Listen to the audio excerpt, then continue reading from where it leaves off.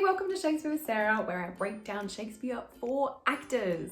Lately, I have been doing a lot of technique videos, and I wanted to address a question that I sometimes get, which is, where do I breathe? And to be fair, it is a very valid question. So I'm going to walk you through the process that I would go through when I'm working on a monologue to decide where I'm going to breathe, where I'm going to pause, and still try and adhere to the kind of flow of the language. Right, so the first thing I want you to, that sounded so Aussie, right. The first thing I want you to know is that there are actually different techniques when it comes to Shakespeare. It's sort of like singing, I guess, where, different teachers will tell you different things. And ultimately, I'm all about take what works and leave what doesn't. Ultimately, what we want to get to is the best performance from you, where you feel like you're connected to the character, you're connected to the language and kind of in control and utilizing the language to the utmost, I guess, to its best extent. So if you've watched any of my videos before, I often talk about the flow of the verse. The reason that I talk a lot about flow is because I've seen a lot of actors break up the text too much. Basically, they put too many breaks in because it sort of sounds like contemporary speech if you're kind of like pausing a lot to think about things, I guess. That's kind of what we think of natural contemporary speech. But the thing is, Shakespeare is not contemporary speech. It's different and it has a natural flow. So when I talk about flow, what I'm saying is don't take a bunch of pauses where you don't need to. It doesn't mean you can't stop and breathe where you need to breathe, or you can't slow down if you need to slow down, okay? So flow is there to help you. So don't add a bunch of pauses in the middle of things. Just try and let things come out of you, but if you need to breathe, then breathe. Now, the techniques that I've worked with in the past really emphasize the kind of the shape of the line, I guess. So really utilizing line endings, really acknowledging that they're there. When you're working with iambic pentameter, it's a particular rhythm that has a particular amount of syllables in each line. And Shakespeare did that for a reason. I think when I first started, I kind of thought that he was just like writing a sentence, and when he'd done enough syllables, he kind of went to the next line. But actually, he was really specific about what words went at the end of a line and where a new line began. So if you think about him ending each line in a particular place on purpose, it might make you think differently about where you're going to stop, where you're going to breathe, and how you can make the most of each line.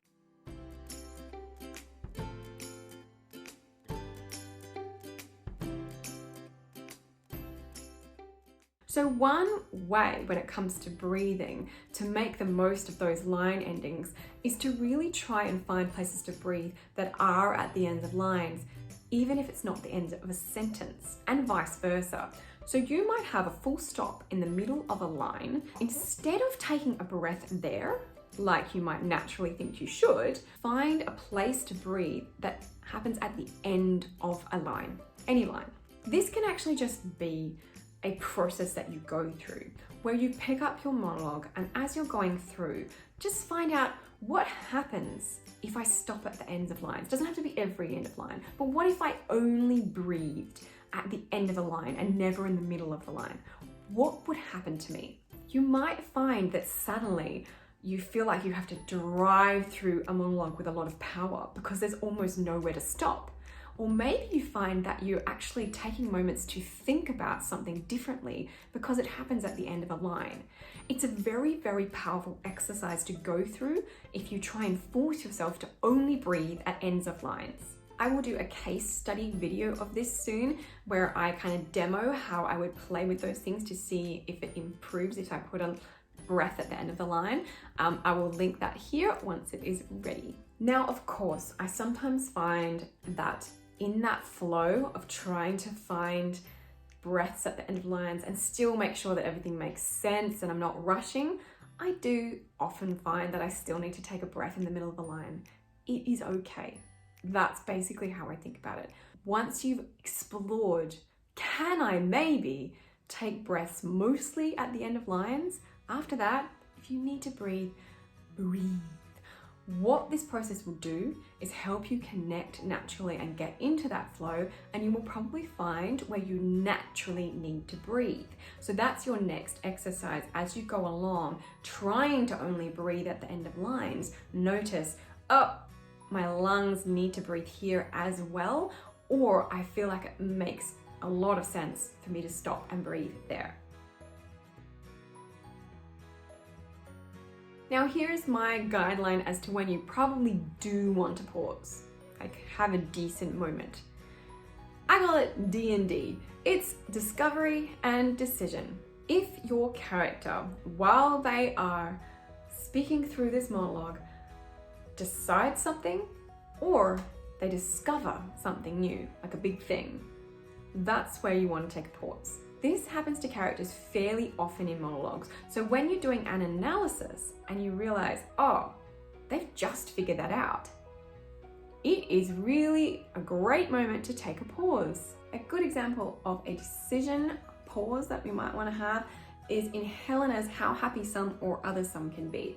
So she's been talking about Hermia and Demetrius, and she sort of finished that thought with, and when this hail some heat from Hermia felt, so he dissolved, and showers of oaths did melt.